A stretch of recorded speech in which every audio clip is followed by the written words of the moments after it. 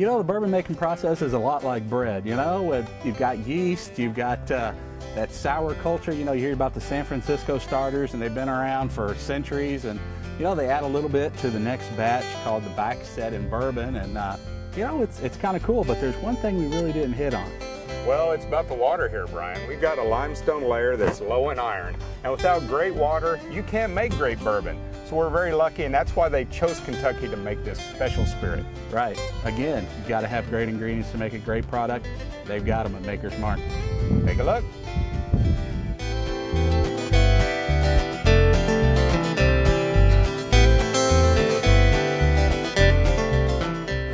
All right, now we just finished coming out of our cooking process. We're now in our fermenting room.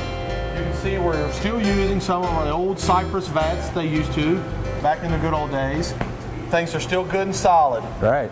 Now you can see this is a nice active fermentation.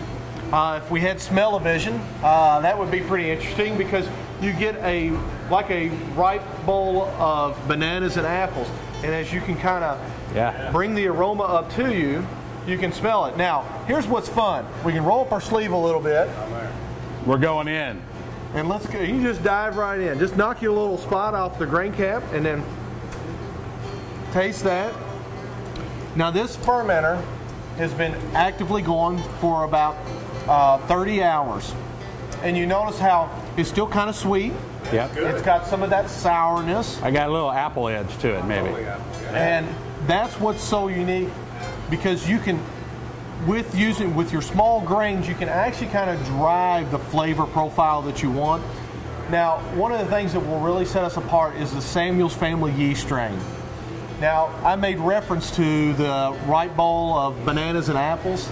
That's what is so indicative, and that's what is the real main character of the Samuel's family yeast strain is. Now, guys, you got to remember, this strain of our yeast has been around since the early 1800s. Now, it even survived Prohibition. How it survived, I don't want to know. Don't care to know. All the thing I need to know is that it did survive. Secret is safe with us. The bubbling action that you see here is the yeast taking that one molecule of sugar. Half of it goes to CO2 production that you see boiling up and the aroma coming up. The other half of that molecule of sugar goes to the alcohol production. Bourbon, by definition, must be of sour nature. And to explain that, what we do is we take the liquid fraction from a previous distillation. We run that across we run our distillation after we've removed the alcohol. We run that across the screen. The most liquid fraction will then fall back into a tank, and we take that back and set it into each mash tub. Now that product is what we refer to as our back set, and it's sour in nature, but it's not a rancid sour, it's a sweet sour. And that's why bourbon by definition is called a sour mash. All bourbons are sour mash.